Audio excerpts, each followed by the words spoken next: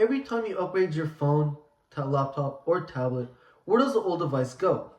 For many Bay Area residents, the answer is simple. Either it's forgotten in a drawer, or worse, thrown in the trash. It's an uncomfortable truth, but at Silicon Valley, the tech capital of the world, produces massive amounts of electronic waste, and yet the very companies profiting from constant innovation often dodge the responsibility for the environmental messes left behind. Instead, it's our cities, our taxpayers, and our environment that bear the cost. As someone who lives in the Bay and watches new tech launches almost weekly, I've seen how quickly old devices become old news, and how slowly the industry responds to the consequences of this throwaway culture. Electronic manufacturers should be required to implement take back and recycling programs to reduce e waste and its environment impact. Today, I'll show you the danger of e waste, explain why manufacturers, not individuals, are the best positioned to solve it, and share real actions we can take to make a change. E waste is a growing environmental crisis, especially here in the Bay Area. E waste isn't just an eyesore or a nuisance, it's a serious threat to the environment and public health, especially in tech heavy regions like ours. According to CalRecycle, California generates over 1.5 million tons of e waste every year. The Bay Area, home to countless tech companies and early adopters, is one of the top contributors. When devices are improperly disposed of, toxic substances like lead, mercury, and cadmium can leak into the soil and water. Cities like Oakland and San Jose are already grappling with contaminated groundwater and soil due in part to legacy waste. What's even more troubling is who suffers most. Low income communities located near informal recycling operations or e waste storage sites face disproportionate health risks like respiratory issues, neurological damage, and even cancer rates. These are often the same communities that contribute the least to the problem. E waste isn't just a global or national problem, it's right here in our neighborhoods, hurting both land and the people. So, if we know the Bay Area is producing and suffering from e waste, who should be responsible for fixing it? Well, like I said before, it has to be the electronic manufacturers. They are the most capable agents to reduce e waste. Tech companies have the money, the expertise, and the global reach to make e waste recycling easy and effective. Some companies like Apple or Dell do offer take back programs, but let's be real. How many of us even know they exist?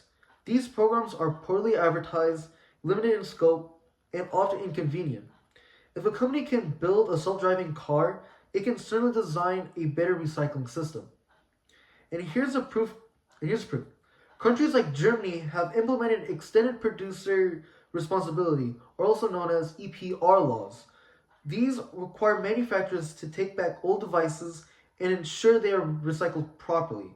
As a result, Germany has one of the highest e waste recycling rates in the world.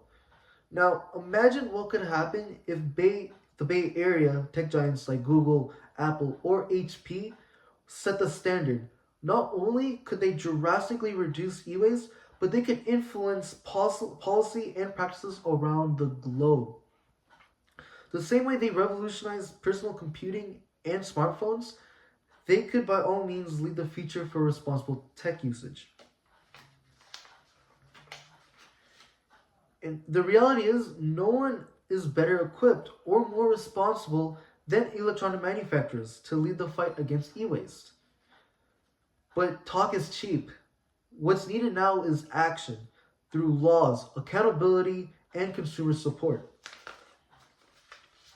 We need laws that require manufacturers to run recycling programs and public support to make it happen. Change starts with strong legislation, enforcement, and public demand.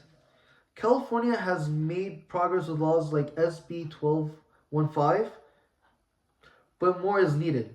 We need to expand and enforce extended producer responsibility laws so that all tech companies are required to provide free, convenient, and accessible recycling options for every device they sell. Bay Area residents get involved by contacting state legislatures and demanding stronger laws, supporting local advocacy groups, or campaigns focused on environmental justice can also help build pressure on lawmakers and corporations. And let's not underestimate our powers as buyers. We can support companies that are transparent about their recycling programs and avoid those that aren't. Even asking customer service about take back options send a sign. Through policy, advocacy, and consumer action, we can shift the burden of e waste back where it belongs, on the companies profiting from our tech addiction. Some argue that mandatory recycling programs for manufacturers have drawbacks, but these concerns can be addressed. Like any major policy shift, there are concerns about cost, logistics, and unintended consequences, but none are insurmountable. Critics argue that forcing manufacturers to run take back programs will increase their costs. Those costs could be passed on to consumers through higher product prices. This is a valid concern, especially for lower income families already struggling with high price of technology. Others worry about the logistics of collecting, transporting, and properly recycling millions of devices. Small companies may not have the infrastructure or global reach to handle take-back systems as easy as giants like Apple or Samsung. There's also the risk of that some companies might create superficial recycling programs to boost their image without actually making a meaningful impact, a practice known as greenwashing. However, these challenges aren't reasons to avoid action. They're reasons to design better policies. Governments can offer subsidized taxes or tax incentives to help smaller manufacturers comply. Clear enforcement guidelines can prevent greenwashing, and studies show that well run programs don't significantly raise costs. In fact, they can create jobs and reduce long waste management expenses. Where there are legitimate concerns and cost and feasibility. They can address through smart policy and industry cooperation, making the benefits to take back programs far outweigh the drawbacks. So yes, this won't be easy, but lacking environmental issues rarely is. What matters is that the solutions are possible, practical, and necessary. So in conclusion, today we've looked at the mounting threat of e-waste in the Bay Area, explored why manufacturers are the key players in solving it, and talked about how policy and public action can create real lasting change.